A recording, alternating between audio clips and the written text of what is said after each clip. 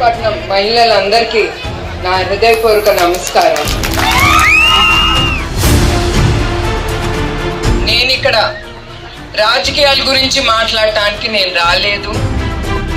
నాకు రాజకీయాలు రావు. మేము సైకిల్కి ఓటేస్తామండి.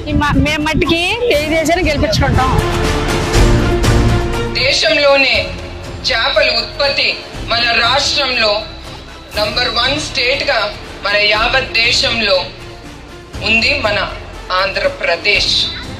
గుజరాత్ తర్వాత 2వ పొడవైన తీర ప్రాంతాన్ని కలిగి ఉన్నది మన ఆంధ్రప్రదేశ్. మనకి ఈరోజు భువనేశ్వరి గారు చనిపోయిన వాళ్ళకి ఒక్కొక్కరిని పరామర్శించి పలకరించి 3 లక్షలు ఇచ్చిందంటే అది ఎంత ఘనతో ప్రజలందరికీ తెలుసు, పై దేవుడికి తెలుసు. ఇప్పుడు ఇంకొకటి, ఈ పార్టీ పెట్టింది ఎవరండి? నందమూరి తారక రామారావు, అంతే కదా. ఈ పార్టీ ఇప్పుడు నడిపేది ఎవరు?